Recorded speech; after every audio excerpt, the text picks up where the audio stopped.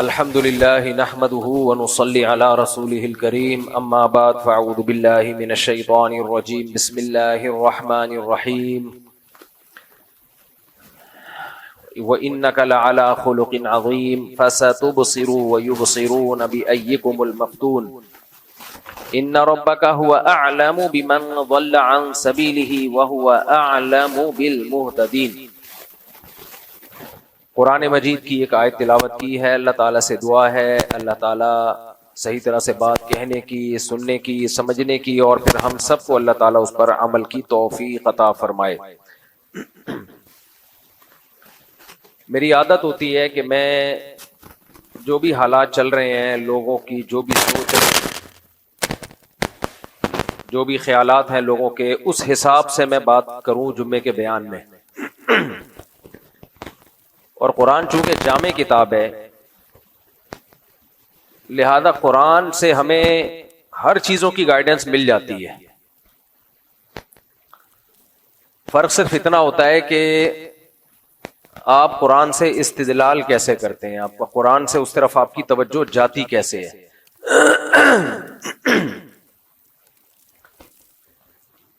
قرآن مجید میں اللہ تعالیٰ کا ارشاد ہے وَلَوْ رَدُّوهُ إِلَى الرَّسُولِ وَإِلَىٰ أُولِي الْأَمْرِ مِنْهُمْ لَعَلِمَهُ الَّذِينَ يَسْتَنبِطُونَهُ مِنْهُمْ۔ اللہ تعالیٰ نے اس امت کے ذہانت اور دماغ کے لحاظ سے اور معلومات کے لحاظ سے دو حصے کیے ہیں۔ یہ میری تقسیم نہیں ہے، حکومت کی تقسیم نہیں ہے، یہ کس کی تقسیم ہے؟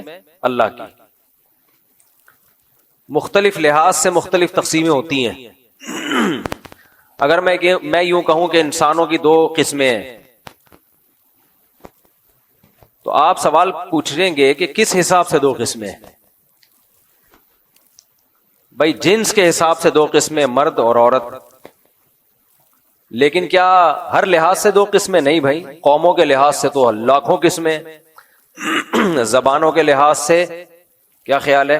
لاکھوں قسمیں، رنگ کے لحاظ سے ہزاروں قسم، درجنوں قسمیں، ہزاروں نہ بھی ہوں، مذہب کے لحاظ سے سینکڑوں قسمیں، دنیا میں سینکڑوں مذاہب ہیں، فرقوں کے لحاظ سے اور زیادہ قسمیں، خود ایک الفلاحی، اب مسجد ہی میں آپ فرقوں کی قسمیں دیکھ لیں، بہت زیادہ ہیں۔ تو دولت کے لحاظ سے بڑی بڑی تین قسمیں، درمیانے طبقے، غریب طبقہ، متوسط طبقہ، پھر دولت مندوں کی آگے بڑی قسمیں۔ ہم جس کو دولت مند سمجھتے ہیں، کچھ دولت مند ان کو غریب سمجھتے ہیں کہ یہ تو کچھ بھی نہیں ہے۔ تو قسمیں ہی قسمیں ہیں انسانوں کی۔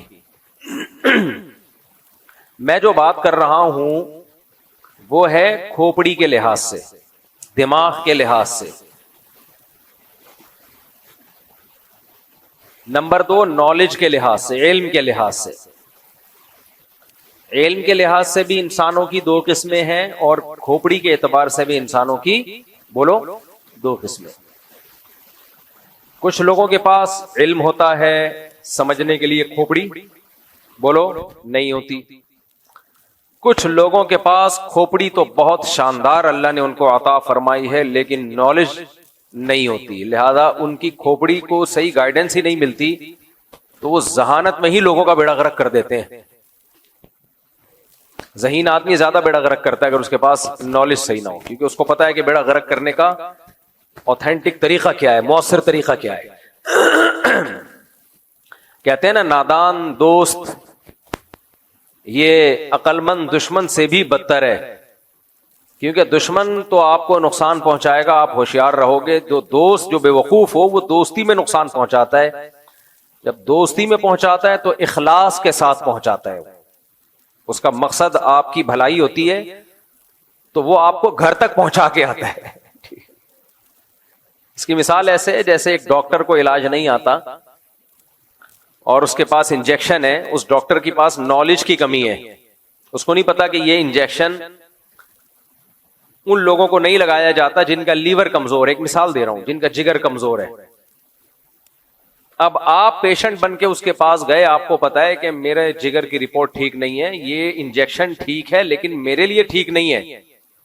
اب آپ نے ڈاکٹر صاحب سے کہا ڈاکٹر صاحب یہ انجیکشن میرے لیے نہیں ہے، ڈاکٹر کو غصہ آ گیا اور اس نے کہا کہ میں تمہارا دوست ہوں, تمہارا خیر خواہ ہوں, میرے پاس نالج تم سے زیادہ ہے, یقیناً زیادہ ہے, لیکن اسپیسیفک اس انجیکشن کی بارے میں پوری ریسرچ نہیں کر سکا وہ.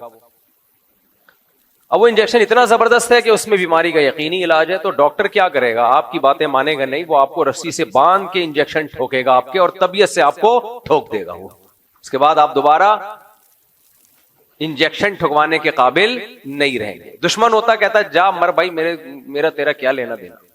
دشمن تو یہ کام کرتا نا, دشمن ہوتا کہتا بھائی جا, تو نے مرنا, وہ تو اس کا تو خیال ہے کہ بچے گا اس سے, کیونکہ وہ ڈاکٹر آپ کا دوست ہے, لیکن اس کی نالج کیا ہے, پوری نالج نہیں ہے اس کے پاس.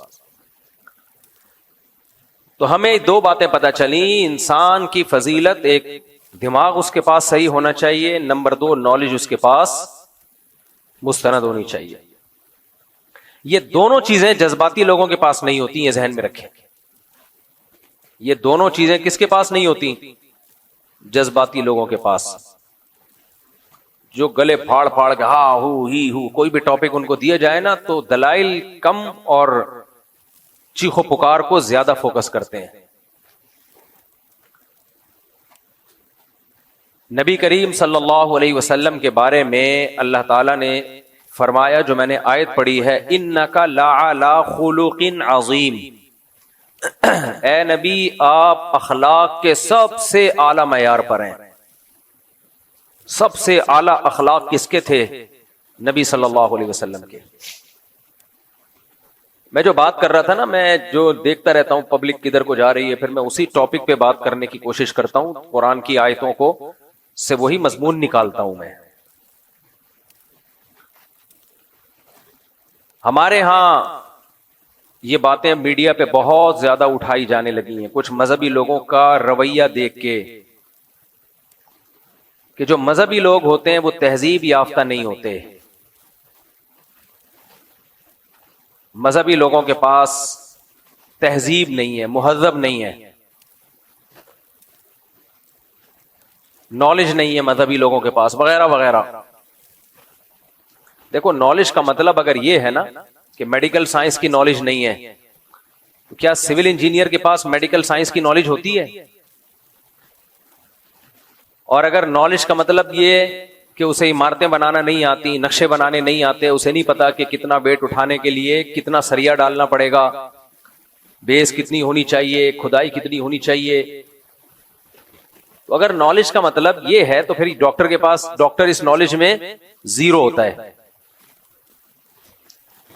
پھر تو سارے ہی جاہل ہیں. عالم صرف وہ ہے جو جس کو وہ علوم جو آپ کے پاس ہیں, ایسا تو کوئی بھی دنیا میں نہیں ہے. تو علم کا مطلب کیا ہے خوب سمجھیں.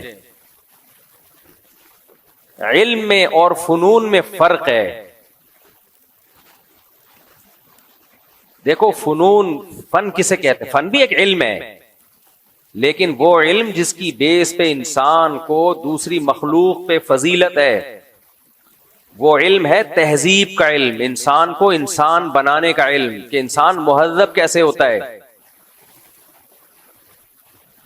اللہ کرے میری یہ باتیں سمجھ میں آ جائیں, بہت ٹیکنیکل باتیں.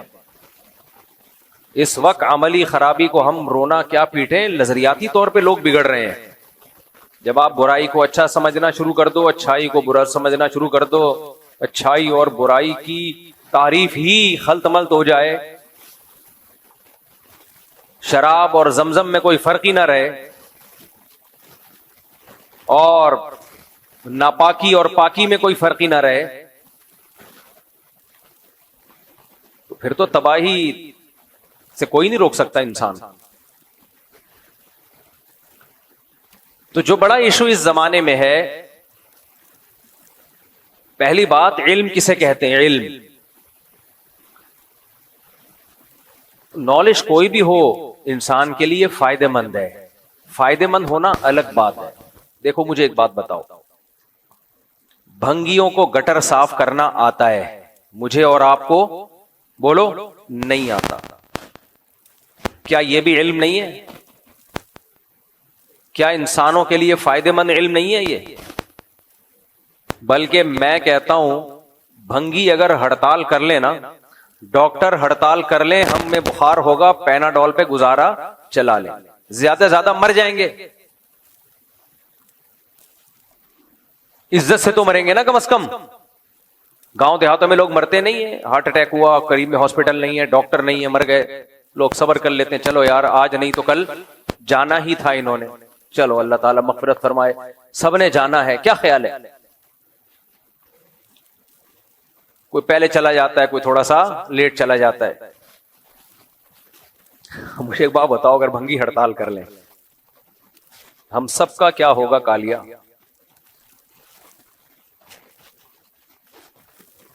ان گٹروں کی اس پوزیشن میں اگر یورپ میں بھنگی ہڑتال کر لیں کوئی اتنا بڑا ایشو نہیں ہے, وہ سسٹم ایسا ہے کہ وہ گٹر بھرنے میں کم از کم 100 سال لگ جائیں گے ان کے, وہ اتنے بڑی بڑی لائنیں انہوں نے ڈالی ہوئی ہیں, بندوں سے زیادہ بڑی تو ان کی گٹر لائنیں ہوتی ہیں. ان کے بھنگی بھی اس طرح کے نہیں ہوتے, بہت مشکل سے جاب ملتی ہے بھنگی کی بھی. 3 پیس سوٹ ٹائی میں, وہ یعنی ان کا ٹائی تو نہیں, یعنی ایک مخصوص ڈریس ہوتا ہے, اس میں پورا بندہ گٹر لائن میں اندر. اگر آپ کھانا ہضم کر کے واکنگ بھی کرنا چاہیں نا ہضم کرنے کے بعد, تو ان کی گٹر لائنوں میں واکنگ ہو سکتی ہے. جار ہمیں تو ایسا لگے گا دیکھ کے شاید یہ لیاری ندی بہ رہی ہے اور اس کے ساتھ میں بندہ واک کرتا ہوا جا رہا ہے, جیسے ہماری لیاری ندی ہے نا, اس ٹائپ کی ان کی گٹر لائنیں ہوتی ہیں.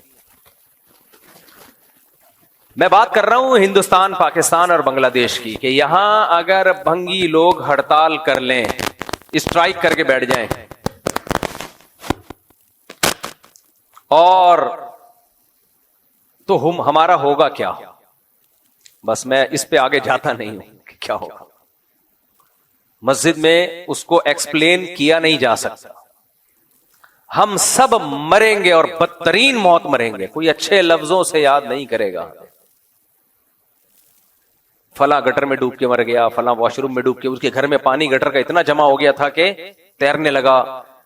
آپ مذاق نہ سمجھیں اس کو, ایک گٹر بند ہوتا ہے نا تو وہ پچھلے سارے گٹروں کا راستہ روک لیتا ہے. صرف 1 سے 1.5-2 مہینے کے بعد ایسا برا حال ہوگا کہ تصور سے روح کانپ اٹھتی ہے.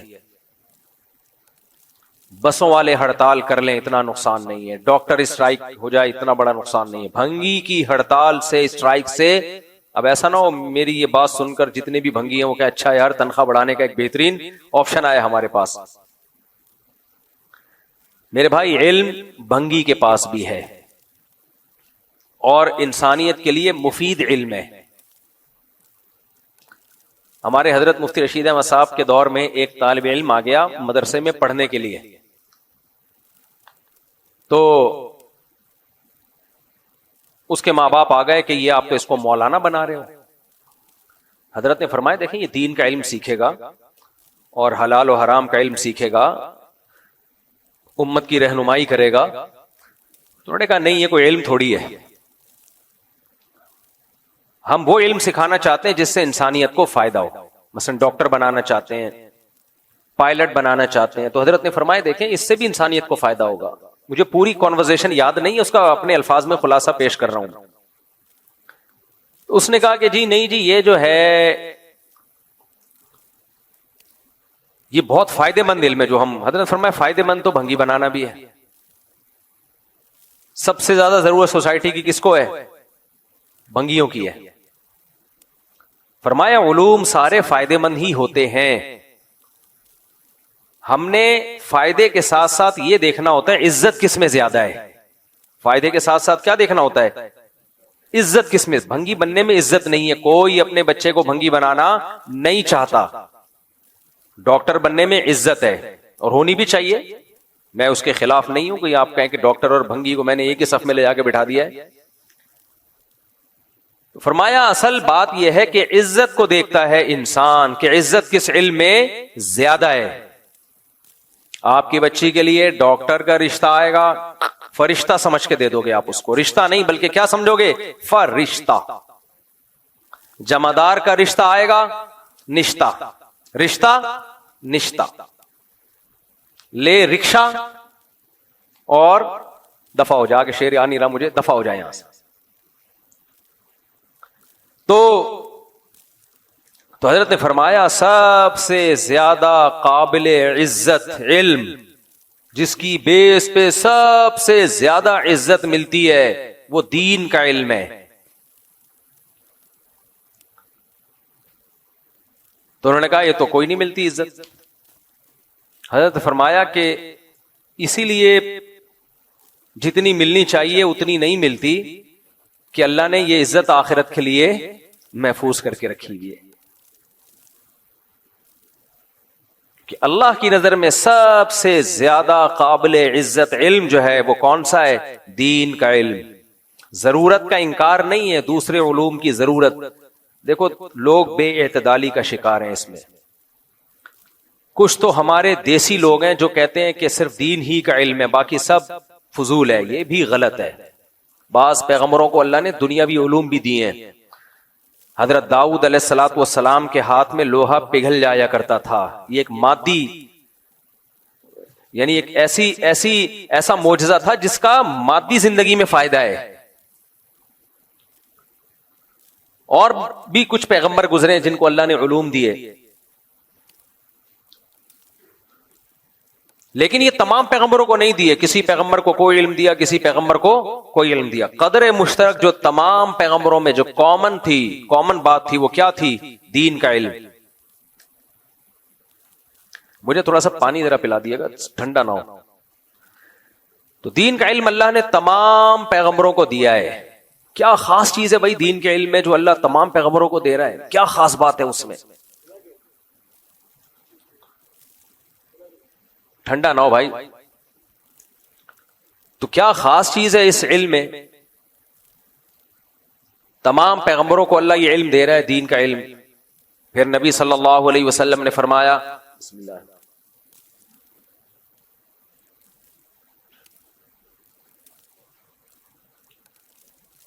جزاک اللہ. مائک کی آواز بہت سلو ہے، مجھے گلا پھاڑنا پڑ رہا ہے، لیکن تھوڑا سا والیوم بڑھاتے ہیں تو خراب ہو جاتے ہیں. تو ایسے میں بولنے میں بڑی مشکل ہوتی ہے. خطیب لوگ ہوتے ہیں نا، ہاں ٹھیوں ٹھیوں، ان کا لیے تو کوئی مسئلہ ہی نہیں ہے مائک. خطیب لوگوں کو ہم نے دیکھا، ان کے گلے ہیں ماشاءاللہ، اللہ نے بڑی طاقت دی ہے ان لوگوں. ایک دن میں تین بیان تباہی مچا دیتے ہیں. اسٹیمنا ہے بھائی، ہر ایک میں نہیں ہوتا. میں کہیں سفر پہ بھی جاتا ہوں تو میں بولتا ہوں 24 گھنٹے میں ایک بیان سے زیادہ نہیں دینا. 24 گھنٹے میں ایک بیان سے زیادہ نہیں دینا. لوگ کہتے ہیں آپ تو بڑے سمجھے جاتے ہیں، بڑا آپ کا اسٹیمنا ہے. تو کیا مطلب 24 گھنٹے میں ایک سے زیادہ بیان نہیں کر سکتے؟ میں ان سے کہتا ہوں دیکھو، کنویں سے زیادہ پانی نکالو گے کیچڑ آنے لگے گا. کنویں سے زیادہ پانی نکالو گے کیا آئے گا؟ کیچڑ آئے گا. دماغ جب استعمال ہوتا ہے نا بیان میں، تو پھر 24 گھنٹے میں ایک ہی ہو سکتا ہے وہ. خالی گلا اگر استعمال ہو رہا ہے پھر آپ 6 بھی کر سکتے ہیں. ہاں کچھ خطیب ایسے ہیں جن کا ٹاپک ایک ہی ہوتا ہے، وہ ایک دن میں 4 6 بیانات بھی کر لیتے ہیں. وہ ٹھیک ہے، وہ ان پہ کیونکہ اسی ٹاپک کو انہوں نے ریپیٹ کرنا ہوتا ہے. یہ میں اس لیے وضاحت کر رہا ہوں، ایسا نہ ہو کسی مولوی صاحب کے دن میں 3 بیانات ہو رہے ہیں تو آپ نے ان کو بول دیا ہے تو ادھر ادھر کی باتیں. ایسا نہیں ہے. ہر ایک کا اپنا اپنا پوائنٹ آف ویو ہوتا ہے، سوچنے کا اسٹائل ہوتا ہے. ہمارا بیان میں یہ ہوتا ہے کہ تھوڑا سا کھوپڑی کو زیادہ استعمال کرنا پڑتا ہے، گلا کم استعمال ہوتا ہے، کھوپڑی زیادہ استعمال ہوتی ہے. تو اس لیے میں جہاں بھی جاتا ہوں ایک بیان بس. ہاں اسی بیان کو ریپیٹ کرنا ہے تو پھر تو 4 دفعہ کر لو، پھر ٹھیک ہے. لیکن بات یہ ہے کہ ریپیٹ بھی نہیں ہوتا ہم سے. تو کیونکہ جو فرسٹ ٹائم بات میں جو جان ہوتی ہے نا، اسی کو ریپیٹ کریں گے تو وہ جذبہ نہیں رہتا.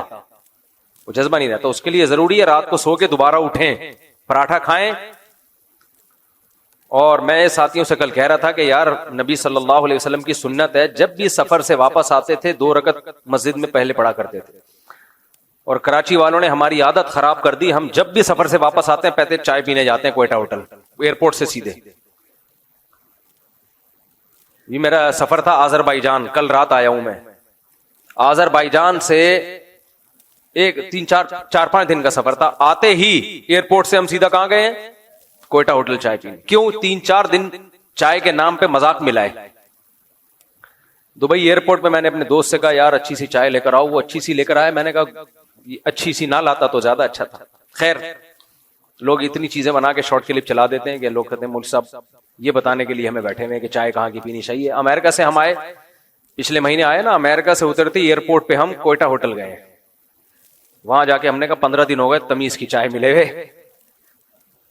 اب دیکھو 4-5 دن سے نا چائے نہیں مل رہی تھی چائے.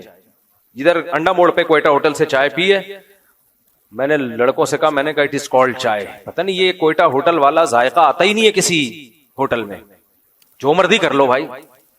وہ اللہ نے کوئٹہ کے پٹھانوں کے ہاتھ میں ہی کچھ بلٹن ہے یہ کمپنی کی طرف سے کہ یہ بنائے گا تو اب کیا ڈال رہے ہیں, اللہ خیر کرے. لیکن بہرحال ٹیسٹ جب ہی آتا ہے. یہ نہ پنجاب میں ملتی ہے نہ پشاور میں ملتی ہے, یہ صرف کوئٹہ اور کراچی میں ملے گی آپ کو یہ چائے. خیر, تو میں یہ عرض کر رہا تھا کہ دیکھو اللہ تعالیٰ نے انسان کو فضیلت دی, دو قسمیں کی ہیں اللہ تعالیٰ نے انسانوں کی.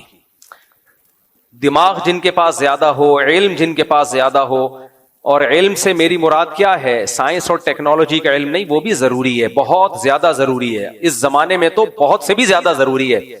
اور اگر آپ کے پاس صرف مذہب کی تعلیم ہے, آپ کے پاس اس زمانے میں سائنس اور ٹیکنالوجی کا علم نہیں ہے, تو آپ دنیا میں راج نہیں کر سکتے, آپ مذہب کو بھی نقصان پہنچاؤ گے. کیونکہ دنیا میں ترقی کے لیے وہی اصول ہیں جو اللہ نے دنیا کے لیے رکھے ہیں, جو فطرت کے تقاضے رکھے ہیں. اس سے لڑو گے تو ہار جاؤ گے, چاہے کتنے بڑے نیک آدمی ہو. میں بار بار ایک مثال دیتا ہوں نا, آپ بہت زیادہ تہجد گزار ہو اور سجدے کر کر کے آپ کے ماتھے پہ محراب بن گیا ہے. بعض لوگوں, ہم نے بھی بہت الحمدللہ سجدے کیے, پتہ نہیں محراب نہیں بنتا. کچھ لوگ 4 دن نماز پڑھتے اتنا بڑا محراب بن جاتا ہے. ہم بھی بھائی اتنے ہی سجدے کرتے ہیں جتنے محراب والے کر رہے ہیں. لیکن بہرحال بعض لوگ 4 دن کریں گے اور اتنا ماشاءاللہ اللہ نے شاید ان کو نوازا ہو, واللہ والا بنتا بھی ہے. ریڈی کمپنی ہے, کوئی کمپنی کا نام بتا. خیر, تو بہرحال یہ سجدوں کے نشانات حدیث میں آتا ہے قیامت کے دن اور روشن ہوں گے. خیر, تو آپ بہت تہجد گزار ہو, للہ فی اللہ روتے رہتے ہو.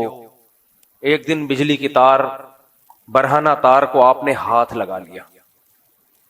وہ تار آپ کو چھوڑے گی یا گلے ملے گی آپ سے؟ بولو, گلے ملے گی. آپ کے گھر میں ایک برہنہ تار تھی بجلی کی, آپ نے یہ کہہ کے اس کو چھوڑ دیا کہ میں اسباب کی دنیا میں اتنا زیادہ نہیں کہ میں اتنی احتیاطیں کروں کہ کون سی تار باہر نکلی ہوئی ہے, کون سی دیواروں کے اندر جا رہی ہے, یا میں آگ لگنے کے لیے کوئی پہلے سے انتظام کر لوں وغیرہ وغیرہ. آپ نے کہا چونکہ ہمارا تعلق مع اللہ, ایک تو یہ عین بہت گاڑا نکالتے ہیں, جو بھی تعلق مع اللہ اتنا عین نکالتے ہیں کہ بھائی جب اردو بول رہے ہو تو اردو اسٹائل میں بولا کرو اللہ کے بندو, عربی جب عربی میں بولو. پھر ایک صاحب کہنے لگے 100%. میں نے کہا 100% بھی کافی ہے, 100% کو 100% کہنے کی ضرورت بہت بھی نکالے. بھائی اردو کو اردو میں بولو یار, ہر زبان کا اپنا ایک لب و لہجہ ہوتا ہے. اردو بھی تو پریشان ہے نا, آدھی انگلش آ رہی ہے اردو میں, کچھ عربی آ رہی ہے, کچھ فارسی آ رہی ہے, کچھ تو اردو خود بوکھلا گئی ہے کہ میں ہوں کیا. تو پنجاب والے اپنے اسٹائل میں بولتے ہیں, پشتو والے اپنے اسٹائل میں بولتے ہیں. ایک ہمارے دوست ہیں, پٹھان دوست ہیں, بڑے میرے لیے قابل احترام ہیں, ان کو پتا ہے کہ وہ ناراض نہیں ہوں گے. مجھے کہتے ہیں کمیونیکیشن گیپ ہے, کمیونیکیشن گیپ. اب وہ انگلش کس میں بول رہے ہیں, پشتو میں, کمیونیکیشن. پہلے تو میں سمجھا نہیں کون سا گیپ ہے یہ. تو وہ بہت بالکل ایسے دانتوں کو پیس کے نا, جیسے پشتو بولتے ہیں ویسے انگلش. اردو والے بھی انگلش کو بگاڑ دیتے ہیں. جن اردو اسپیکنگ نے قاری صاحب سے قرآن پڑھا ہوا ہے نا, قاف حلق سے نکالا ہے, وہ ڈی بھی قلقلہ کر کے نکالتے ہیں. ان کو پتا ہے کہ قاف میں قلقلہ ہے نا, جیسے خلق, قاریوں نے پڑھا ہوتا ہے نا, خلق کو کیسے پڑھا جائے, خلق, تو وہ اینڈ کو پڑھتے ہیں اینڈ, ڈ نکالتے ہیں, اینڈ واٹ, پورا قلقلے نکال رہے ہوتے ہیں. تو ان سے ہم کہتے ہیں کہ بھائی نورانی قاعدے کو عربی کے لیے استعمال کرو, انگلش کے لیے اپنے اصول اور ضابطے ہیں. لیکن یہ نیچرل ہے, اردو اسپیکنگ پوری انگلش کبھی بھی صحیح نہیں بول سکتا, یہ نیچرل ہے, اس میں کوئی اتنا آر کی بات نہیں ہے. گوروں میں ایک اچھی بات یہ ہے کہ آپ جب ان سے انگلش میں بات کرتے ہیں تو ان کو پتا ہوتا ہے کہ آپ کا ایکسنٹ ان کے حساب سے نہیں, لیکن وہ مذاق نہیں اڑاتے. ہمارے یہاں جب کوئی پنجاب والا جس کو اردو نہ آتی ہو وہ اردو غلط بولے گا تو اردو اسپیکنگ مذاق اڑاتے ہیں اس کا. یہ بالکل غلط ہے, یہ 100% غلط ہے. آپ پنجابی بولو تو آپ بھی تو غلط بولو گے. میں بول رہا ہوتا ہوں نا پنجابی, تو پنجاب والے کہتے ہیں آپ نہ بولا کرو, خدا کے لیے بگاڑ دیتے ہو آپ. جب کوئی آپ کی زبان بول رہا ہے, اگر غلط بھی بول رہا ہے تو اس کو اپریشیٹ کرنا چاہیے, ویل ڈن, زندہ باد, چلو تم نے ہمیں عزت دی, ہماری زبان میں بات کی ہے. تو انگریز لوگ اس کا اہتمام کرتے ہیں, ہمارے لوگ نہیں کر رہے ہوتے, مذاق اڑا رہے ہوتے ہیں دوسرے کی زبانوں کا. خیر, تو میں یس کر رہا تھا میرے بھائی کہ اللہ تعالیٰ نے ہمیں دو قسمیں کی ہیں انسانوں کی, ایک دماغ جن کا ذہین ہو اور دوسرا علم ان کا کامل ہو. اور علم سے کیا مراد ہے؟ ہر جگہ قرآن میں علم سے دین کا علم مراد نہیں ہوتا, خوب سمجھ لیں. بعض دفعہ مادی علم کو بھی قرآن نے علم کہا ہے, اس کی بھی قرآن میں مثالیں ملتی ہیں. تو علم کے لحاظ سے تو دنیا کا علم ہو یا دین کا علم ہو, دونوں ضروری ہیں, دونوں فائدے مند ہیں. جیسے میں نے بتایا کہ کوئی بھی علم اگر کم ہوگا دنیا میں آپ کے پاس, آپ کی قوم میں وہ علم نہیں ہوگا تو آپ اس میں پستی کھاؤ گے, نیچے کی طرف جاؤ گے. تو اسلام کو دنیا میں غالب کرنے کے لیے صرف دین کا علم کافی نہیں ہے. دنیا کے اصولوں پہ چلتی ہے. دنیا میں دنیا کی دیکھو, عیسیٰ علیہ السلام قرب قیامت میں نازل ہوں گے, اللہ کرے غامدی صاحب اس وقت تک زندہ رہیں تاکہ اپنی آنکھوں سے دیکھ لیں. بخاری اور مسلم کی حدیث کا غامدی صاحب نے انکار کر دیا نا, اتنی واضح حدیث ہے کہ لَيُوشِكَنَّ أَن يَنزِلَ فِيكُمُ ابْنُ مَرْيَم, ضرور بھی ضرور تم پر عیسیٰ ابن مریم نازل ہوں گے. تو جناب غامدی صاحب اگر یہ مطلب حدیث, یہی حدیث تو ہے بخاری مسلم کی, اور بھی حدیث کی کتابوں میں آئی ہے, اگر نبی پر کسی نے یہ ان حدیثوں میں جھوٹ باندھا ہے معاذ اللہ, تو اس کا مطلب یہ امت بہت بڑی کذاب تھی, کیونکہ اس حدیث کو ایک راوی نے بیان نہیں کیا, متعدد راوی ہیں, وہ سارے جھوٹے تھے معاذ اللہ. پھر تو امت پہ اعتماد ختم, پھر تو کیا بھروسہ یہ کتاب جو ہمیں قرآن ملی ہے امت نے اس میں تحریف نہ کر دی ہو. آپ کہہ سکتے ہیں قرآن کی حفاظت کا تو اللہ نے وعدہ کیا ہے, اس کا جواب یہ کہ یہ بھی تو اسی قرآن میں لکھا ہوا ہے جو ہمیں اس امت نے دیا ہے. عقلی طور پر امکان ہے خود ہی لکھ کے ہمیں دے دیا ہو, لیکن ہم کہتے ہیں یہ نہیں ہو سکتا, کیونکہ تواتر کے ساتھ جب کوئی چیز چلی آ رہی ہوتی ہے اس میں غلطی کا امکان نہیں ہوتا. تو حضرت عیسیٰ علیہ الصلوۃ والسلام جب نازل ہوں گے نا قرب قیامت میں, اچھا جب نازل ہوں گے تو اس وقت ہی نازل ہوں گے, کائنڈلی ابھی آپ کوئی ایسا کام نہ کریں. لوگ کیا امام مہدی کے انتظار میں آذربائیجان ہو کے آیا ہوں نا, وہاں ایک انقلاب آیا تھا رشیا, سوویت یونین کے انقلاب سے پہلے کوئی لیڈر گزرا ہے جس نے بہت لوگوں کو قتل کیا, اور آذربائیجان میں جو اسلامی حکومت تھی اس کو ختم کر دیا تھا اس نے. یعنی اہل سنت کی حکومت تھی, سنیوں کی, تو ختم کیا کس دلیل پہ کہ میں امام مہدی ہوں. حدیثوں میں جس مہدی کا تذکرہ ہے وہ میں ہوں, اور ایسی کی تیسی کر دی پوری اسٹیٹ کی, ریاست کی. اس کے بعد سوویت انقلاب آیا تو انہوں نے ان کی بھی ایسی کی تیسی کر دی. تو آج کل ایسی کی تیسی ہی چل رہی ہے مارکیٹ میں. کوئی امام مہدی کے نام پہ کھڑا ہو جاتا ہے, کوئی کہتا ہے امام مہدی چونکہ ابھی خراسان سے نکلنے والے ہیں تو میں ذرا خراسان کی طرف ہو کے جا رہا ہوں, کوئی کہتا ہے دجال کا ابھی ظہور ہونے والا ہے تو میں اس طرف جا رہا ہوں. بھائی جو خوب اچھی طرح سمجھو, بار بار یہ مسئلہ میں بیان کر چکا ہوں. دیکھو ڈاکٹر اسرار رحمت اللہ علیہ کی جو پیش گوئیاں ہیں, کل کسی نے مجھے بھیجا کہ ڈاکٹر اسرار نے تو پہلے کہا تھا افغانستان پاکستان پہ حملہ کرے گا, مجھے ویڈیو بنا کے بھیجی. میں نے کہا وہ ہمارے لیے قابل احترام ہے, لیکن ڈاکٹر اسرار نے حامد کرزئی کے بارے میں کہا تھا, آگے پورے کلپ میں حامد کرزئی کا نام بھی ہے, وہ کسی نے کٹ کر کے آدھا چلا دیا. میں نے کہا دیکھو ڈاکٹر اسرار بھی نہ عالم الغیب تھے, انہوں نے کہا شاہ ولی اللہ نے بھی کہا تھا. میں نے کہا نہ شاہ ولی اللہ عالم الغیب تھے. یہ پیش گوئیاں ایک اندازہ ہوتی ہیں, صحیح بھی ہو سکتی ہیں غلط بھی ہو سکتی ہیں, ان پر ایسے ایمان مت لے کے آؤ جیسے ہم قرآن و سنت پہ ایمان لاتے ہیں. میں بھی ایک اندازے سے بات کر سکتا ہوں کہ یہ ہو جائے گا یہ ہو جائے گا, لیکن وہ نہیں ہوتا. بعض دفعہ ہو بھی جاتا ہے, بعض دفعہ نہیں بھی ہوتا.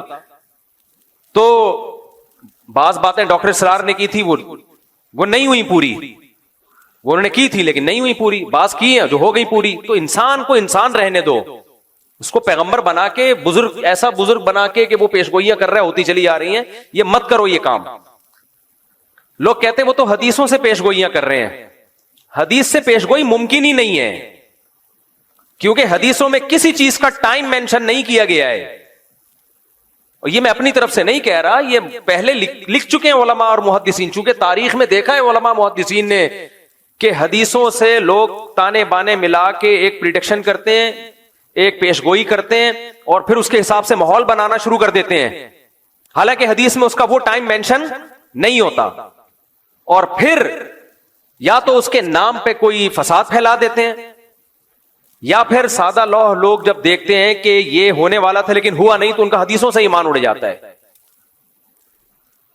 تو اس لیے یہ جو بھی اس طرح کے اسکالرز گزرے ہیں یہ ہیں اسکالرز ہی, ان کی بات کو پتھر پہ لکیر سمجھ لینا. اس کی مثال ایسے جیسے ڈاکٹر اسرار نے پیشگوئی کی تھی کہ گریٹسٹ اسرائیل بنے گا, جو پورا مکہ مدینہ اور یہ سب چیزیں یہ سب اسرائیل میں داخل ہو جائیں گے. ان کی نیت پہ ہمیں کوئی شبہ نہیں ہے, انہوں نے اچھی نیت سے ہی کہا, لیکن یہ بات غلط ہے. اگر آپ نے مان لیا نا کہ گریٹسٹ اسرائیل بنے گا تو یہ امید کی بات ہے یا مایوسی کی بات ہے؟ مایوسی. اس کا مطلب پھر وہ چھوڑ دیں جو وہاں مزاحمت کر رہے ہیں, وہ چھوڑ دیں مزاحمت. جب بنے گا تو کیا ضرورت ہے کرنے کی پھر. تو ڈاکٹر اسرار صاحب کی نیت اپنی جگہ, لیکن انشاءاللہ نہیں بنے گا, کسی کا باپ بھی نہیں بننے دے گا ان کو. یہ سٹائل ہونا چاہیے. کیسے بنے گا بھائی؟ آپ کے مکان پہ کسی نے دھمکی دی کہ میں قبضہ کروں گا, تو پہلا ریپلائی آپ کا کیا ہوگا؟ تیرے باپ میں دم میں تو کر کے دکھا. لڑنا تو بعد میں ہے, جا کے کیس ویس تو بعد میں نمٹیں گے بیٹھ کے. اور اگر وہ کہے کہ حدیث میں آتا ہے کہ میں قبضہ کروں گا, اس کا مطلب اس نے تو آپ کے ہاتھ پاؤں کاٹ دیے. تو کتنا ہی نیک اسکالر ہو, اچھا ہو, غلطی ہر انسان سے ہو سکتی ہے. میرا مقصد ان کی ذات کو ہدف بنانا نہیں ہے. میرا مقصد صرف اور صرف یہ بتانا ہے کہ حدیثوں میں کسی چیز کو مینشن نہیں کیا گیا ٹائم کو. اس لیے علماء پہلے یہ جب حدیثوں کو ایکسپلین کر چکے ہیں کہ حدیثوں میں دو طرح کی حدیثیں ملتی ہیں ہمیں. ایک تو وہ حدیثیں یہ کرو یہ مت کرو, جن میں آرڈر ہے کہ یہ کرنا ہے اور یہ نہیں کرنا, ان حدیثوں کو ہم نے فالو کرنا ہے. دوسری وہ حدیثیں جن کا تعلق ہے پیش گوئیوں سے, وہ نبی صلی اللہ علیہ وسلم کی نبوت کی دلیل ہے کہ آپ نے بتایا ایسا ہوگا لیکن ٹائم نہیں بتایا, تو بس اتنا ایمان رکھنا پڑے گا کہ ہوگا. کب ہوگا یہ نہیں بتایا, لہذا ان حدیثوں کا عمل سے تعلق نہیں ہے کہ ان کو سامنے رکھ کر ہم پلاننگ کرنا شروع کر دیں. نا نا نا نا نا نا, یہ غلطی نہیں کرنا. پلاننگ ان حدیثوں کو سامنے رکھ کے نہیں کی جائے گی, پلاننگ گراؤنڈ ریئلٹی کو سامنے رکھ کے کی جائے گی. پلاننگ جو کی جائے گی گراؤنڈ ریئلٹی, آج کی زمینی حقیقت کیا کہہ رہی ہے, اسباب کیا کہہ رہے ہیں کہ کیا کرنے سے کیا رزلٹ نکلتا ہے اسباب کی دنیا میں. اسباب کی دنیا میں کیا کیا جائے تو کیا رزلٹ نکلے گا, تو ان اسباب کو سامنے رکھ کے فیصلہ کرنا ہے. کیوں؟ نبی کی یہ سنت ہے کہ ہمیشہ فیصلہ کس کو سامنے رکھ کے کیا جائے گا؟ بولو نا, اسباب کو. تو اسلام اسباب اختیار کرنے کا حکم دیتا ہے, اسباب سے دور نہیں کرتا آپ کو. جب تک مسلمانوں نے اسباب اختیار کیے, دنیا پہ حکومتیں کی ہیں. سلطان محمد فاتح نے ترکی میں, استنبول میں, قسطنطینیہ میں جو قلعہ فتح کرنا تھا, اس کے لیے وہ اپنی صف میں بزرگوں کو بھی لے کر گیا جو دعائیں مانگیں گے. لیکن اس کے لیے بزرگوں کو تو لایا ہے دعائیں مانگنے کے لیے, لیکن اس نے پہلے اپنے انجینئرز کو کہا کہ اتنی بڑی توپ بناؤ جو اس سے پہلے دنیا میں کسی کے پاس اتنی بڑی توپ نہ ہو, جس کو لوگ کے بولیں یہ توپ ہے. کہتے ہیں نا کیا توپ چیز ہے, کیونکہ اتنی چوڑی دیوار ہے قسطنطینیہ کے قلعے کی کہ اس دیوار کو چھوٹی موٹی توپوں سے توڑنا ممکن نہیں ہے. وہ کہہ سکتا تھا ہمارے پاس اتنے بڑے بزرگ ہیں, نیک لوگ ہیں, اتنا بڑا لشکر ہے, اور نبی نے خوشخبری بھی دی ہے قسطنطینیہ فتح ہوگا. آپ نے فرمایا سب سے بہترین لشکر وہ ہوگا جو قسطنطینیہ فتح کرے گا. یہ تو بتا دیا آپ نے, لیکن کیا مطلب, بس ہم چلے ہیں فتح کرنے؟ کیوں نبی نے کہا ہوگا فتح. بھائی نبی نے ڈیٹ نہیں بتائی ہے کہ محمد فاتح کے ہاتھ پہ ہوگا یا اس سے پہلے کسی کے ہاتھ پہ ہوگا. اس کے ہاتھ پہ ہوگا جو اسباب اختیار کرے گا. 700 سال کے بعد جا کے یہ پیش گوئی پوری ہوئی ہے نبی کی. 700 سال پہلے بھی حملے ہوئے, ناکام. کیوں؟ دشمن زیادہ طاقتور تھا, اور جو اٹیک کرنے والے وہ دشمن کے مقابلے میں کمزور, حالانکہ نیک تھے. صحابہ, تابعین, تبع تابعین, انہوں بھی حملے کیے ہیں. حضرت ابو ایوب انصاری کی قبر ہے وہاں قسطنطینیہ میں دیکھ کے آیا ہوں. لیکن کیا بھائی, دنیا دار الاسباب ہے. صحابہ نے کوششیں کی اپنے لحاظ سے, جو وسائل اختیار کر سکتے تھے کیے, نہیں ہوا فتح. سلطان محمد فاتح نے کہا کیوں نہیں ہو رہا, اس قلعے کی ایسی کی, اتنی چوڑی دیواریں ہیں نا اس قلعے کی, اس دیوار کی جو استنبول کے گرد انہوں نے کھینچی تھی رومیوں نے, یا تو یہ عیسائیوں نے تھی یا عیسائیوں سے پہلے حکومت تھی فارس کی, ایرانیوں کی, جو مجوسی تھے, آگ پرست تھے. اب اس میں دونوں قول ملتے ہیں ہمیں, مجھے پوری تحقیق نہیں ہے کہ یا تو یہ مجوسیوں نے بنائی تھی پہلے آگ پرست دو ہی بڑی سپر پاور گزری ہے نا بھائی, ایک ایرانیوں کی گزری ہے اور ایک مسیحی. اس سے پہلے تو یہودیوں کی تھی. دیکھو پہلے یہودیوں نے دنیا میں حکومت کی ہے, سلیمان اور داؤد علیہ السلام کے دور میں. ہر جگہ کس کی تہذیب نظر آتی تھی؟ یہودیوں کی. سلیمان علیہ السلام کا نا پورا حدود سے آ کے خبریں دی ہیں, ملکہ سبا ہے, وہ ملکہ سبا کو بھی فتح کر لیا اور وہ پھیلتے چلے گئے. تو جو سپر طاقت تھی دنیا میں, جو سلطنت قائم تھی, وہ کس کی تھی؟ یہودیوں کی. اس سے پہلے کی تاریخ میں میں نہیں جا رہا, اس سے پہلے بھی بہت لوگوں نے دنیا میں حکومتیں کی ہیں, تو ماضی قریب کی بات میں کر رہا ہوں. اس کے بعد اللہ نے کس کے ہاتھ میں روحانی خلافت دی ہے؟ مسیحیوں کے ہاتھ میں, حضرت عیسیٰ پر ایمان لانے والے. یہ پھیلتے چلے گئے جنگوں کے ذریعے بھی, دعوت اور تبلیغ کے ذریعے بھی. کچھ علاقوں کو تو عیسائیوں نے تلوار کے زور سے فتح کیا, کچھ ایسے تھے جو خود بخود پوری اسٹیٹس مسیحی مذہب میں داخل ہو گئی کیونکہ اس میں اٹریکشن تھی. لیکن یہ جو مجوسیوں کی حکومت تھی, آگ کی پوجا کرنے والے ایران کی طرف تھے, یہ ان کی اپنی ایک الگ ریاست تھی, بہت بڑی اسٹیٹ تھی ان لوگوں کی بھی. تو یہ دو سلطنتیں, ایک رومن امپائر اور ایک ایرانیوں کی جو مجوسیوں کی امپائر تھی, یہ دو بڑی طاقتیں تھیں جب اسلام دنیا میں بولو آیا. تو عیسائیوں کی لڑائی زیادہ تر انہی سے ہو رہی تھی, یا تو یہودیوں سے ہوتی تھی یا ان سے ہوتی تھی مجوسیوں سے. تو یہ جو استنبول ہے ترکی, یہ تھا پہلے مجوسیوں کے قبضے میں, آگ پرستش, آگ کی جو پوجا مشرک لوگوں کے. اب یا تو یہ دیوار انہوں نے بنائی تھی جس پر مسیحیوں نے اسی طرح سے حملہ کیا, بہت مشکل سے اس پہ قبضہ کیا, یا یہ کہ یہ بنائی کس نے تھی؟ مسیحیوں نے بنائی تھی. یہ دیکھنا پڑے گا کتابوں میں, اس وقت میرے ذہن میں نہیں ہے. لیکن بہرحال مسلمانوں کے لیے اس کو فتح کرنا آسان کام نہیں تھا, اور نبی نے خوشخبری بھی سنا دی تھی, نعما جیش یغزو القسطنطینیہ او کما قال صلی اللہ علیہ وسلم, کیا ہی بہترین لشکر ہے جو قسطنطینیہ کو فتح کرے گا, اور کیا ہی بہترین ہے وہ شخص جو, وہ امیر جو اس کو فتح کرے گا. 700 سال کوششیں ہوئی ہیں اس کو فتح کرنے کی, نہیں ہو پا رہا تھا. کیوں؟ اس لیول کے اسباب نہیں تھے جو انہوں نے اپنے ڈیفنس کے لیے رکھے ہوئے تھے. حالانکہ اٹیک کرنے والے, حملہ کرنے والے میرے اور آپ جیسے نہیں تھے, بڑے اللہ والے, بڑے نیک لوگ تھے, بڑے بزرگ لوگ تھے وہ. لیکن نہیں بھائی, دنیا دار الاسباب ہے. انہوں نے ڈیفنس کا سسٹم اتنا مضبوط کیا ہوا تھا, جس کی دیواریں اتنی چوڑی کہ اس پہ گدا گاڑیاں چل سکیں, بیل گاڑیاں چل سکیں, اتنی چوڑی دیواریں. ان دیواروں پہ آپ اس زمانے کے گولے مارو گے تو کیا ہوا, ایسا لگتا تھا جیسے کسی نے خارش کی ہے, کھجایا ہے تھوڑا سا دیوار کو. اس کو کیسے فتح کریں؟ پھر 2 سمندروں کے بیچ میں ایک نہر ہے جو یورپ کے ترکی کو اور ایشیا کے ترکی کو الگ کرتا ہے, تو اس سمندر کو بھی کراس کرنا تھا, وہ بھی ممکن نہیں تھا.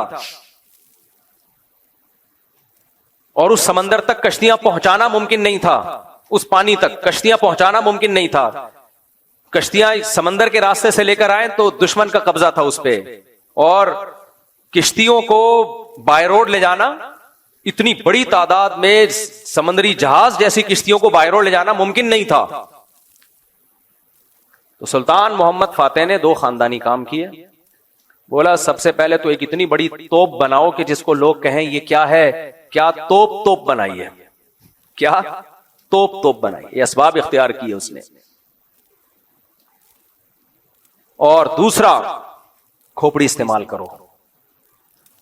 جب تک ہم وہ جو 2 سمندروں کو ملانے والی پٹی ہے پانی کی, اس میں کشتیاں نہیں اتاریں گے, اور اتارے بھی چپکے سے, دشمن کو پتا نہ چلے, تو اس وقت تک ہمارے لیے اس کو فتح کرنا ممکن نہیں. مشورہ ہوا کہ ایک ہی آپشن ہے ہمارے پاس, توپیں تو بنانا کوئی مشکل نہیں ہے, اب انجینئرز نے بنا لی بڑی بڑی توپیں, آج بھی رکھی ہوئی ہیں ترکی کے میوزیم میں آپ جائیں. تو سب سے بڑا مسئلہ یہ ہے کہ خشکی کو پار کر کے پانی میں کشتیاں کیسے اتاری جائیں, جہاں مجاہدین کو بٹھا کے شہر کے اندر بھیجا جائے تاکہ وہ پیچھے سے بھی اٹیک کریں. 2 بڑے چیلنج تھے. نمبر 1 کشتیاں وہاں تک پہنچانا, نمبر 2 چپکے سے پہنچانا, کیونکہ دشمن دیکھ لے گا وہ مارے گا. میں اور آپ ہوتے ہم کہتے لا الہ الا انت سبحانک انی کنت من الظالمین 10 لاکھ دفعہ اس کا ورد ہوگا. ہاں آؤ بیٹھو سارے, یا اللہ فتح کرا دے, یا اللہ ہم تیرے گناہگار بندے ہیں اور ابھی تک گناہگار ہی ہیں کیونکہ اسباب اختیار کر نہیں رہے. پھر ہم جاتے شف سرکار بھی ہمارے پاس ہوتا, ہم کہتے ادھر منہ کر کے جتنی تیرے پاس پھونکے آج ساری نکال دے یار. گورنمنٹ سے کہتے پھونک کے اسپیشل سلنڈر لے کر آؤ اور شف سرکار کے لگا دو تاکہ ہوا اندر جائے اور سرکار کے زمانے مبارک سے باہر نکلتی رہے ہوائیں. وظیفے کا خدا نہ خواستہ میں مذاق نہیں اڑا رہا. لا الہ الا انت سبحانک انی کنت من الظالمین, یہ بہت کارآمد دعا ہے. اس دعا کی برکت سے یونس علیہ السلام مچھلی کے پیٹ سے نکلے ہیں. مصیبتوں میں یہ دعائیں مانگنی چاہیے, یہ وظیفہ پڑھ سکتے ہیں, پڑھنا چاہیے, لیکن پہلے کام تو پورا کرو بھائی. پیناڈول رکھی ہوئی ہے, بخار میں یوں یوں جھوم رہا ہے, ابے یہ 2 گولی کھاتے ہوئے تجھے تکلیف ہو رہی ہے, موت آ رہی ہے, کھا لے, پھر فاتحہ پڑھ کے پھونک بھی لگا دینا. وہ کھا نہیں رہی ہے اور سارا زور کس پہ ہے؟ پھونکوں پہ ہے. تو مسلمان کا سارا زور اس وقت پتہ ہے کس پر ہے؟ اسباب کی نفی پر. اس میں مذہبی طبقے کی بھی میجورٹی مبتلا ہو چکی ہے. ہمارے فرمایا کرتے تھے, یہ مفتی رشید احمد صاحب رحمہ اللہ کی جان کو جب خطرہ ہوا تو گارڈ رکھے حضرت نے, بڑے زبردست گارڈ رکھے تھے حضرت نے نا. اور حضرت کے شاگرد چونکہ مخلص تھے, انہوں نے کہا کہ ہم آپ کو بغیر گارڈ کے چھوڑیں گے نہیں. آج کل شاگردی مروا دیتے ہیں کہ حضرت آپ کا تو اللہ سے تعلق اتنا زبردست ہے, آپ کو تو کسی کا باپ بھی نہیں بم سے اڑا سکتا. پہلے ہمارے سینے پہ گولی آئے گی پھر آپ کی آئے گی. آ تو گئی نا, بھلے تیرے کے بعد ہی آئی, لیکن آ تو گئی نا حضرت جی کے. تو حضرت نے تو کم رکھے تھے گارڈ. حضرت کے شاگرد چونکہ حضرت سے محبت کرتے تھے, انہوں نے کہا یہ اتنے کافی نہیں ہے. حضرت فرمایا کافی ہے. فرمایا نہیں, اس کو بڑھائیں گے. آپ کی سیکیورٹی آپ نہیں, یہ ہمارے ہاتھ. جب محبت ہوتی ہے نا انسان کو, آپ کو ابا سے محبت ہے, آپ کو پتا ہے کہ ابا کا بی پی ہائی ہوا ہے, یہ گولی کھائیں گے تو نارمل ہو جائیں گے, ابا کھا نہیں رہے تو آپ گن پوائنٹ پہ کھلاؤ گے ان کو گولی. اگر آپ کو محبت ہوگی, نہیں ہوگی تو آپ بولو گے چلو ابا کا مرنے کا پروگرام ہے. تو دیکھو اسلام میں زبردستی نہیں ہے, کسی چیز میں زبردستی نہیں ہے. نہیں بھائی, جس سے محبت ہوتی ہے آدمی کہتے ہیں اس کو بچاؤ. تو ہمارے حضرت کے شاگرد تھے, چونکہ وہ حضرت سے مخلص تھے. انہی دنوں میں مولانا یوسف الجھانوی شہید رحمۃ اللہ علیہ کو بھی بڑے خطرات تھے.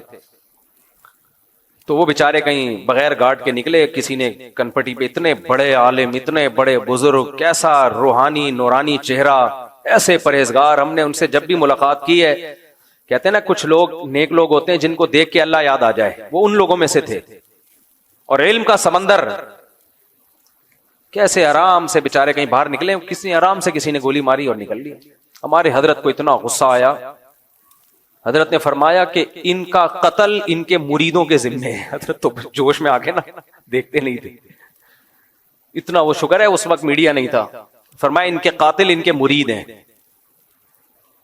اتنا غصہ, وہ مریدوں نے قتل نہیں کیا تھا بیچارے. مطلب حضرت کا یہ تھا کہ جب ملک کی حالات بھی آپ کو معلوم ہے تو آپ نے زبردستی سیکیورٹی کیوں نہیں دی ان کو؟ اگر وہ نہیں بھی لے رہے تو آپ کو اگر ان سے محبت تھی تو آپ نے زبردستی ان کی سیکیورٹی دینی چاہیے تھی. تو ہمارے یہاں بجائے سیکیورٹی دینے کے یا سیکیورٹی کے ساتھ تعاون کرنے کے, الٹا یہ اعتراض کہ ان پہ کو اللہ پہ توکل نہیں ہے, یہ گارڈ لے کے گھومتے ہیں.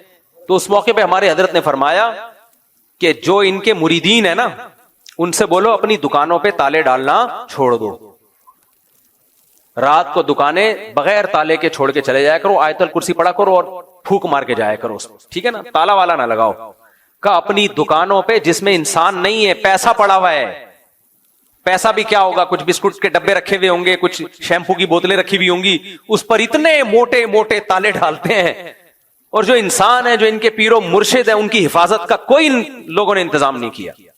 میں جانتا ہوں ان کے مرید بیچارے مخلص تھے, لیکن ٹرینڈ یہی چل رہا ہے نا آج کل کے دینداروں میں, ٹرینڈ یہ چل رہا ہے کہ حفاظت کی بالکل کوئی فکر کوئی پرواہ نہیں ہے. ہماری مسجد میں جب سیکیورٹی کے مسائل کھڑے ہوئے نا تو کچھ لوگوں نے اعتراض کیا, یہ کیا, ادھر سے بھی تلاشی ادھر سے بھی تلاشی. مجھے بہت زیادہ تنگ کرنا شروع کیا. مرغی پہ مسائل کھڑے ہوئے نا, یہ مرغیاں مفتی صاحب نے, میں نے ہٹا دی. میں نے کہا ایسی کی تیسی چھوڑو یار, جو چیزیں لوگوں میں بدگمانی کا ذریعہ بنی ہٹاؤ ساری مرغیاں. حالانکہ کم سے کم بھی 2 سے 2.5 لاکھ روپے کا سیٹ اپ بنایا تھا میں نے, وہ سارے ضائع ہو گئے میرے. میں نے ہٹا دو, کوئی مسئلہ نہیں. سیکورٹی پہ بھی یہ کہ وہاں سے آ رہے ہیں تلاشی, وہاں سے یہ کیا ہے, کوئی GHQ ہے یا کیا ہے, یہ کوئی بم لے کے آ رہے ہیں. میں نے ساتھیوں سے بولا کوئی کمپرومائز نہیں کرنا ہے, کسی بے وقوف اور احمق کی بات میں سے ذرا بھی متاثر نہیں ہونا.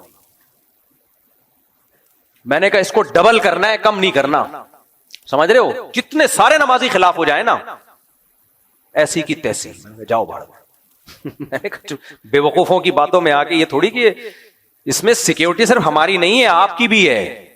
اللہ سب کو بچا کے رکھے. جب بم پھٹتا ہے نا تو جس کو ہدف بنایا جاتا ہے صرف وہ نہیں جاتا, غریبی میں 10-15 بھی اسی کے ساتھ جو بیان سننے آئے تھے وہ بھی چلے جاتے ہیں. تو بھائی یہ تو آپ کے فائدے کے لیے ہے, اس سیکیورٹی کو ابھی ہم نے بڑھانا ہے, سمجھ رہے ہو, کم نہیں کرنا. تو آپ کو اگر کوئی تکلیف ہو رہی ہے, ہم آتے ہیں تو ہماری تلاشی کیوں لی جاتی ہے, ہم کوئی شکل سے دہشت گرد لگ رہے ہیں. آپ شکل سے جتنے بھی شریف لگے یار, پھر بھی آپ کو پوری تلاشی لی جائے گی آپ کی, ٹھیک ہے نا. تو اس لیے بیان سننے آنا ہے تو تلاشی میں کمپرومائز, سیکیورٹی میں کوئی کمپرومائز بولو نہیں ہوگا.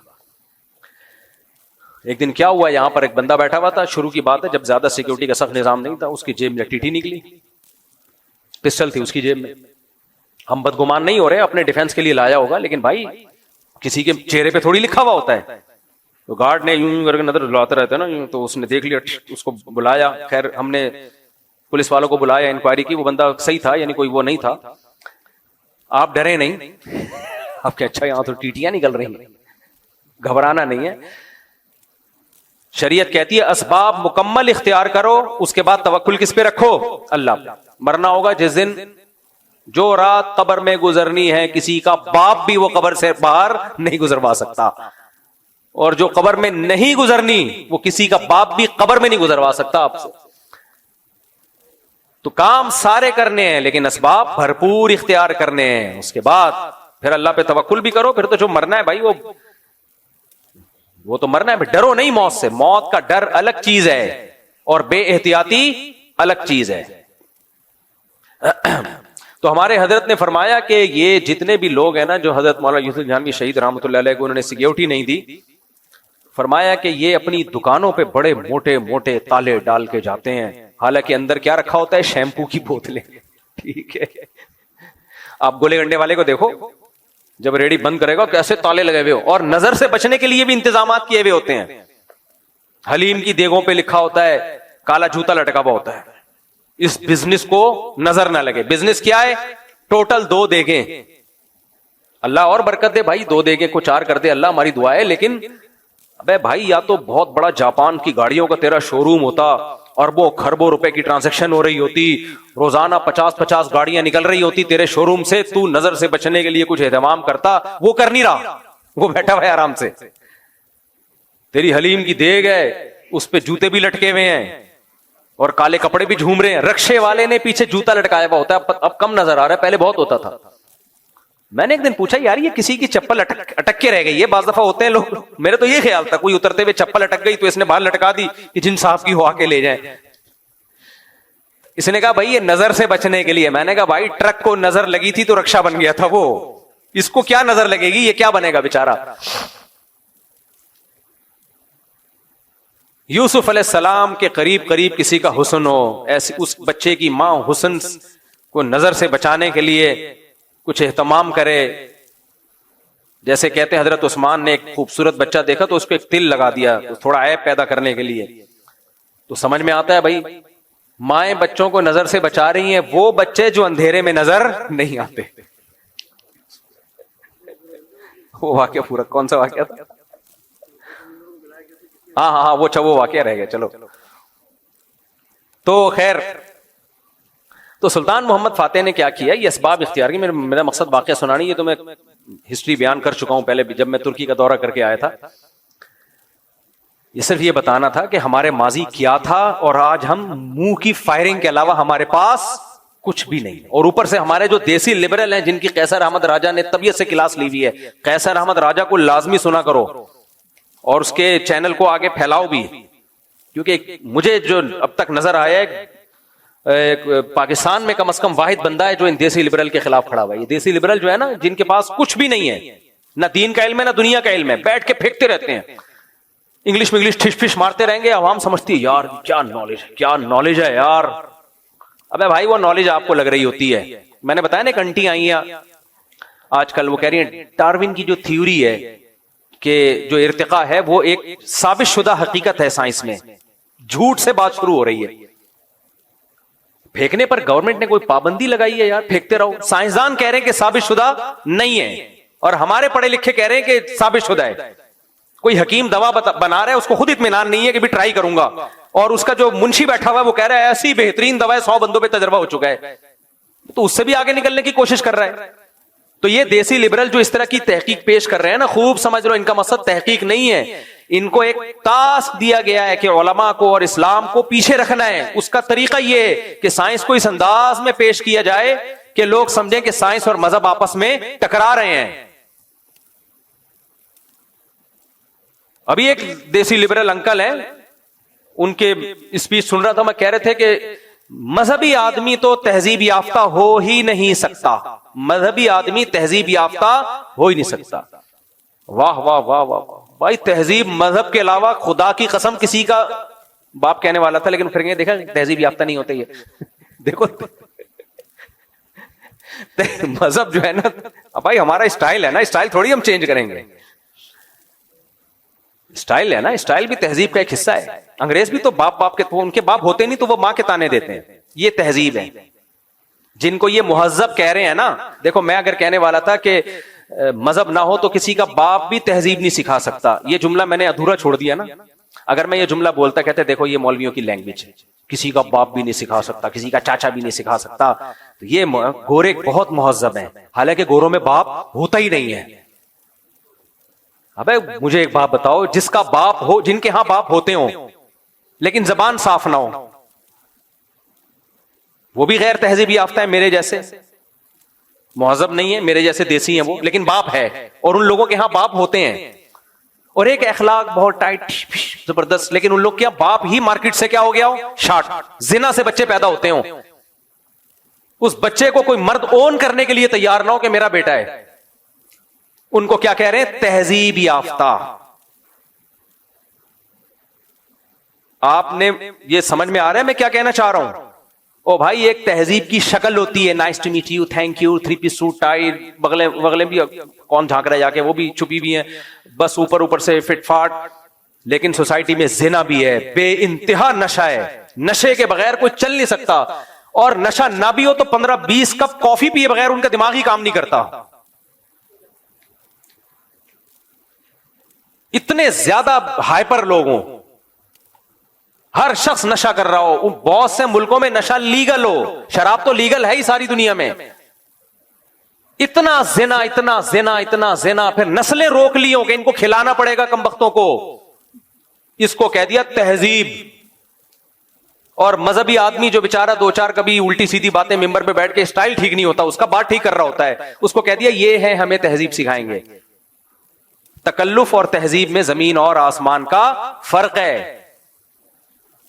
کبھی چھپڑ میں خوشبو لگا کے اکیلے میں ملو، خدا کی قسم انسانیت کی خدمت میں نے جتنی علماء میں، صلحاء میں، تبلیغ والوں میں دیکھی ہے کسی میں نہیں دیکھی ہے. گورا اس کی خاک تک نہیں پہنچا ہے.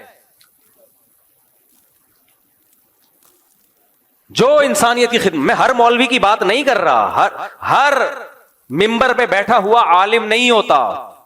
ہر وہ شخص جو اللہ رسول کی نام لے رہا ہے وہ عالم نہیں ہوتا، وہ دیندار بھی ہونا ضروری نہیں ہے. بہت سے لوگ مذہب کا منجن بیچتے ہیں. میں تو خود بتاتا رہتا ہوں کتنے مدارس ہیں جن میں بھرپور کرپشن ہے، اور اس مدرسے کے محتمم نے 4 دیواری کھڑی کر کے یتیم بچوں کو لا کے رکھا اس لیے تاکہ نوٹ چھاپ سکے. گیٹ اپ اس کا مذہبی ہے، تو گیٹ اپ کی بات میں کر نہیں رہا ہوں.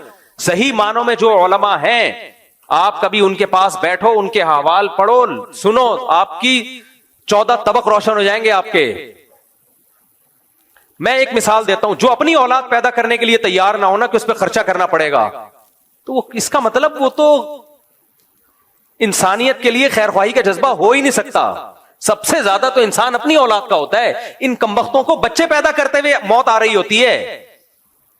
کہ اس کو پالنا پڑے گا. تو یہ انسانیت کو کیسے پالیں گے؟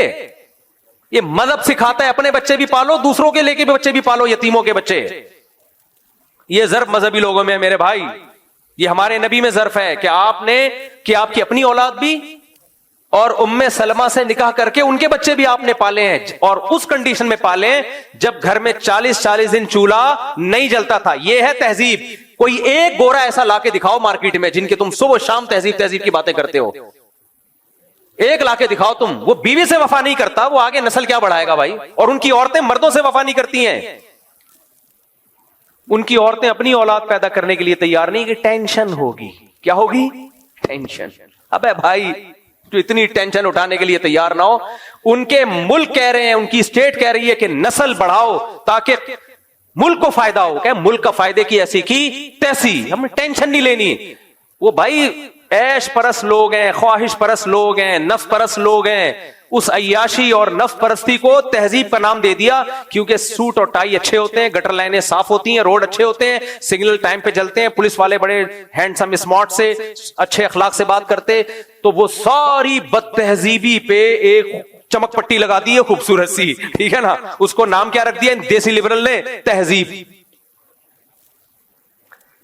خدا کی قسم ہمارے گاؤں میں چلے جاؤ نا, گاؤں دیہاتوں میں, کے پی کے میں چلے جاؤ, پنجاب, مجھے بہت افسوس ہوتا ہے.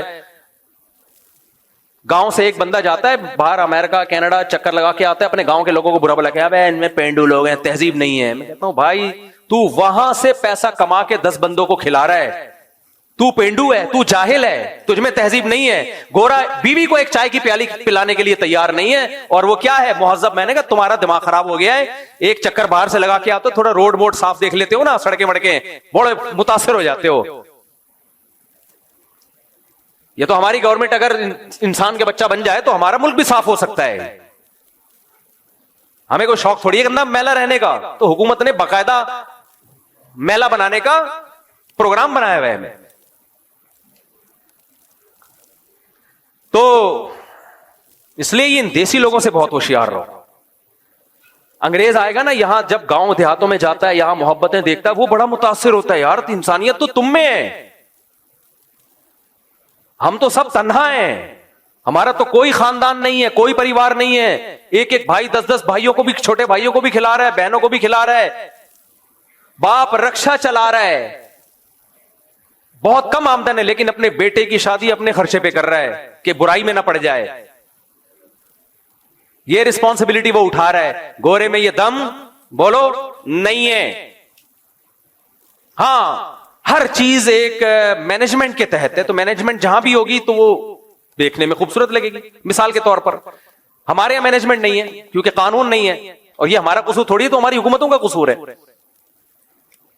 اس کی میں ایک مثال دیتا ہوں. بد تہذیبی کے ساتھ کتنا ہی اچھا کام ہو برا لگتا ہے, تہذیب کے ساتھ کتنا ہی برا کام ہو اچھا لگتا ہے. تو وہاں بہت سارے برے کام ہو رہے ہیں ایک تہذیب کے ساتھ, کام برے ہو رہے ہیں. وہ ہمارے یہاں بہت سے اچھے کام ہو رہے ہیں بد تہذیبی کے ساتھ. تو کام اچھا ہے, لگ کیا رہا ہے؟ بولو نا برا لگ. مثال کے طور پر آپ جمعہ پڑھنے آؤ اور لائن لگائے بغیر گھستے چلے جاؤ. کوئی ادھر گر رہا ہے, کوئی ادھر گر رہا ہے, کوئی 2 بندے بیٹھے ہوئے چپک کے بیچ میں گھسنے کا شوق ہے اس کو, کندھے پھلانگ پھلانگ کے جا رہا ہے.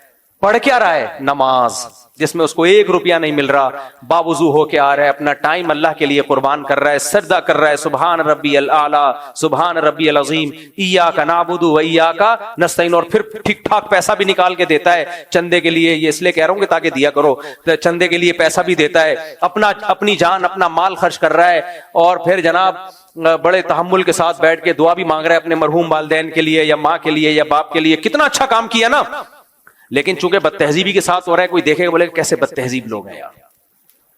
چپلیں آڑی ترشی رکھی ہوئی ہیں, مسجد کا خادم اس دن چھٹی پر تھا, اس نے جھاڑو لگائی نہیں ہے. یہی ہوتا ہے ہمارے یہاں, جھاڑو لگائی تھی تو کیچڑ والے پاؤں لے کے لوگ اندر آ گئے, اور پنکھا کام نہیں کر رہا, اسپیکر شور کر رہا ہے, صحیح ہے نا. یہ سارے مسائل نظر آئیں گے تو بندہ کیا کہ کیسے بد تہذیبی لوگ. تہذیب تو وہاں ہے یار. وہاں گئے چرس خانہ, نماز کی کوئی جگہ نہیں. جو ان کے چرچ نہیں, چرچ تو ختم. چرچ میں کوئی پادری کے علاوہ کوئی بیٹھا ہی نہیں ہوتا. ایک تھوڑا سا कम से कम अल्लाह की इबादत तो होती थी ना, कुछ ना कुछ अल्लाह का नाम ले लेते थे। वो शिर्क के साथ, शिर्क अल्लाह को कबूल नहीं है, मैं शिर्क को प्रमोट नहीं कर रहा, लेकिन फिर भी हर मजहब में कुछ खैर की तालीमात तो होती है ना, मजहबी मरकजों से उनको मिलती है। वो चर्च तो हो गए खाली, जो उनका अपना मजहब था उसको भी खत्म। चर्च में कम से कम माँ बाप की खिदमत की तालीम तो दी जाती है ना, होमोसेक्सुअलिटी के खिलाफ बात की जाती है, जिना को बुरा कहा जाता है, शराब को बुरा कहा जाता है। जो खैर की जगह थी वो क्या हो गई? खत्म। शराब खानों में जाओ, नाइट क्लब में जाओ, काम सारे 2 नंबर, पी के कोई उधर को गिर रहा है, कोई उधर को गिर रहा है, लड़कियों से जिनाकारी, रेप भी हो रहे हैं, लेकिन हो बड़े तमीज से रहे हैं। जितने पैसे दिए हैं, जिस क्वालिटी की शराब के दिए हैं, उसी क्वालिटी की शराब आपको मिलेगी। शराब में 2 नंबरी नहीं है। हमारे यहां तो जमजम में भी 2 नंबरी हो रही है। एक ढक्कन जमजम का ला के घर की टैंकी में मिला देते हैं, तो बोतलें भर भर के बांटते रहते हैं। पिला तो जमजम रहा है ना यार, भले एक कतरा पिला रहा हो, गलत कर रहा है, ये तरीका गलत है। अब आपने क्या किया जी, वो इतना खूब वहां पर नाइट क्लब है, और लेकिन तमीज से 3 पीस सूट टाई में आप जाएंगे, nice to meet you, how you fine, thank you, English में ठेश ठेश, कोई किसी को धक्के नहीं दे रहा, हर आदमी। अब मैं गया नहीं हूं कभी नाइट क्लब में, इसलिए मुझे ज्यादा डिटेल मालूम। मैंने एक नाइट क्लब देखा है अफ्रीका का, एक गरीब मुल्क का, वो क्योंकि बाहर ही बना हुआ था नाइट क्लब, इतना गरीब था कि उनके पास दीवारों के पैसे नहीं थे, क्योंकि वो गैर मुस्लिम थे, वो तो नाइट क्लब, और थे भी सारे स्याह फाम लोग, ब्लैक कलर के लोग। नाइट भी हो, लोगों का कलर भी स्याह हो, और गरीबों का क्लब हो। तो हम रोड से गुजर रहे थे, वो कुछ चल रही थी ना वहां शराब कबाब। मैंने कहा इससे तो अच्छा हमारा अंडा मोड़ का चाय का होटल है मेरे भाई। अब पैसे नहीं है बेचारों के पास, तो है वो गैर मुस्लिम, अय्याशी करनी है, तो मैंने कहा यार गरीबों की अय्याशी देख लो, इससे तो अच्छा हमारा अंडा मोड़ का चाय का होटल है।